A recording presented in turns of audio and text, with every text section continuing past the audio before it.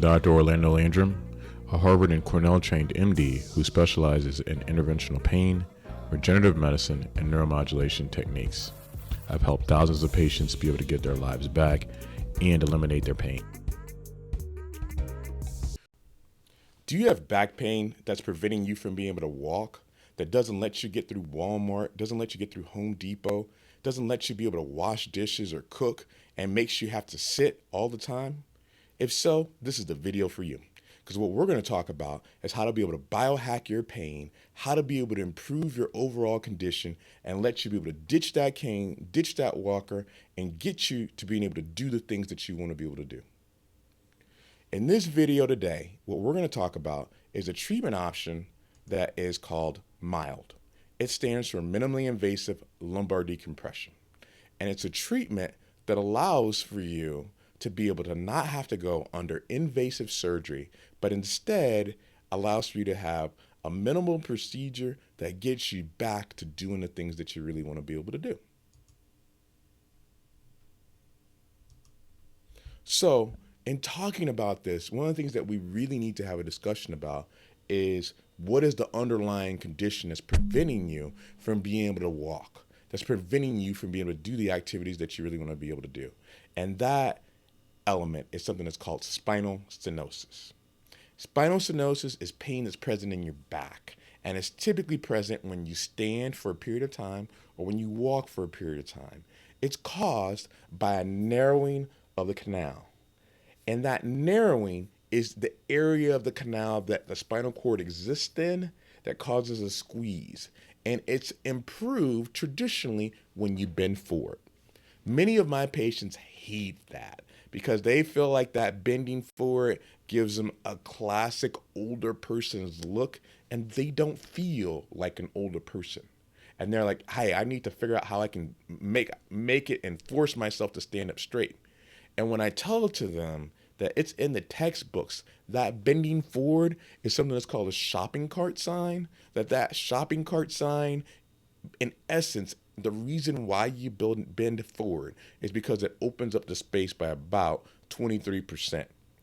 And that opening of the space allows for you to be able to exist without pain.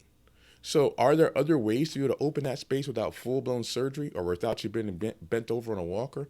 There definitely are. But let's talk about what else can be the causative agents, what it looks like under imaging, and how frequently does it occur. Well, it occurs in about 5 out of 1,000 people over the age of 50. And so it seems like that's a small number, but it's not as small as what you think. There's many people that have this problem and have this issue, and there are ways to be able to improve it that aren't frequently talked about. So when we take a look at this picture, one of the things that we see is the aspect of the narrowing. So over here in this element, we can be able to pick out that narrowing. Over here, we have the aspect of the bone, we have the disc, and here we have the spinal cord. And we can see this narrowing that's in place. If you take a look at this picture, this is a picture by looking kind of down at a cross section of this area. So this being the spinal cord here, this is the spinal cord here. And as you can see, it's being narrowed and squeezed considerably. If we were to take a look at this picture, this is the aspect of the disc that's causing some degree of pressure. Over here on the sides outside here is something that's called the ligamentum flavum. And those elements are what cause the squeeze. And those are the elements that we target and go after. So what are the things that can be able to give you an issue that causes spinal stenosis? It can be increased ligament size, specifically the ligament of flavum. It can be osteophyte formation, which is typically calcium deposition that's present within the canal. It can be disc bulging into the canal, or it can be something like a vertebral body shifting, which is something like an anterior listhesis or retrolisthesis that can occur. So neurogenic claudication, what the heck is that? Because I mean, many patients, when I mention it, they're like, why are you being fancy, doc? Give me some understanding about what that word is. I'm going to explain it to you. Just give me a minute. So neurogenic claudication is the aspect of a compression of the components of the nerve, hence the neuro term. It's giving you the squeeze, meaning it's coming from there, right? And then it's like you have a cramping sensation. It's different than traditional radiculopathy or sciatica that's causing by a squeeze of the disc. Instead, there are other areas that normally are causing you to have that squeeze and that pinch, and it causes a sensation that goes down the leg. So neurogenic claudication can occur, but doesn't have to occur with the aspect of spinal stenosis. Frequently, you'll have that back pain, and on occasion, you'll have that radiating pain that might go down the leg. So how do we go about fixing the problem? Well, how we go about fixing the problem is knowing where the problem comes from. And in knowing where the problem comes from, we need to understand that there's aspects of the bone, which are the lamina, the space that exists in between the components of the two lamina, and something that's called that ligament and flavum that I referenced earlier. If we can be able to treat that aspect of the bone and the flavum, we can make huge impacts in terms of the amount of squeeze that you have. So the traditional way of treating stenosis is pretty simple. It's have that person undergo conservative measurements and therapy. Well, you do physical therapy, you might do some chiropractic care, you might do some acupuncture. And for some people, they get benefit from that, but many people don't. So they'll progress over to the next stage, and that's the aspect of having an epidural steroid injection, which can be done in multiple different ways and different approaches from different angles, which sometimes improves things and sometimes it doesn't. But at the end of the day, many people are left looking for a sustainable treatment option. So traditionally what happens is patients will skip over everything else and will normally then go to either a laminotomy or a fusion, which will basically open up that space. So in essence, the treatment of stenosis is typical an epidural steroid injection, and if it doesn't work, then we're talking about surgery and fusion. But now we could talk about a sustainable treatment which doesn't have to occur with major surgery that's involved. So what are we really going after? This is a picture that's an x-ray picture that's mocked up where we give something that's called an epidurogram. Where we inject dye into the space and we can see that narrowed area that's present, right? And then post-procedure, we can see it wide open. Where we've done the work, we've been able to make some effect on the tissue, and now all of a sudden, instead of it being squeezed, now it's opened. And that's what our goal is, and that's what we do. So in terms of being able to treat this, we have specialized tools that are minimally invasive in nature that allow for the type of procedure to be done with the minimal incision. So when we get down to the nitty gritty, there's a few things that we utilize that are specifically made for this procedure to be able to provide the best success. And so one of the things that we do is after determining the level and getting that epidurogram so we can be able to have some degree of safety is we take out a portion of the bone in order to get close to the ligament, and then we shave a little bit of that tissue that's present from the aspect of the ligament in order to open up that space and get it back to looking like this as opposed to looking like that. And that's really the long and short of the procedure. It's traditionally done with the aspect of local anesthetic and some degree of sedation, but not full-blown anesthesia.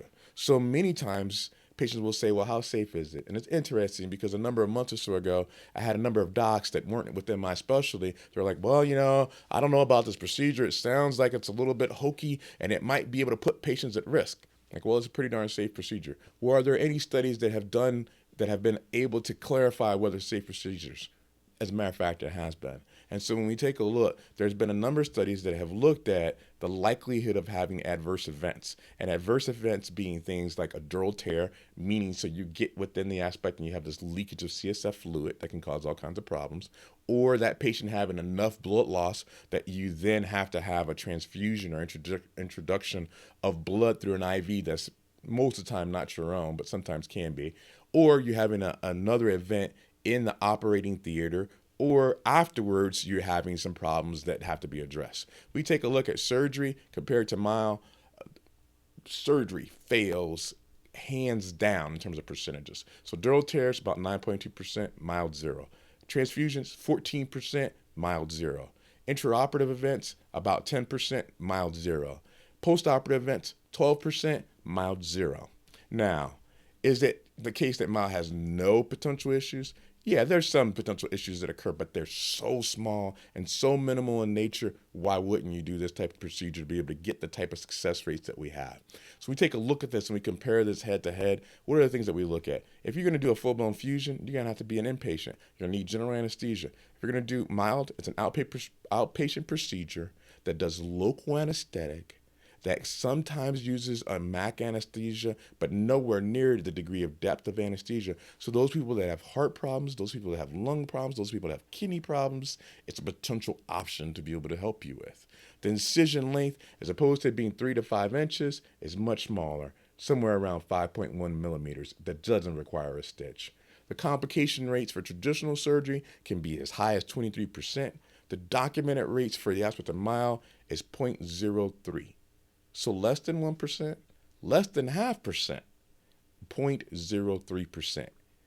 In terms of how it responds, which is what many surgeons and other docs will say, well, it doesn't work as well. It depends on the patient selection because it's not a candidate for everyone. It's not a procedure that's going to fix everybody. As I mentioned to you before, there's certain processes that are outside the scope. But because the risk is so low, it makes sense for you to consider it. And so the responder rate for surgery is somewhere between 60 to 80%. For the responder rate for mild is somewhere around 70 to 80%. So a little bit better and certainly comparable to what surgical rates are for the same type of problem. And the cost, as you can see, is easily 1/3 the cost of what you would have from surgery. So where does it fit within the context of people getting treated for spinal stenosis? There's some people who can't have surgery just because they're not surgical candidates, because you have heart problems, you have lung problems, and then put you under anesthesia, it's not going to be a fit because you're going to have all kinds of risks.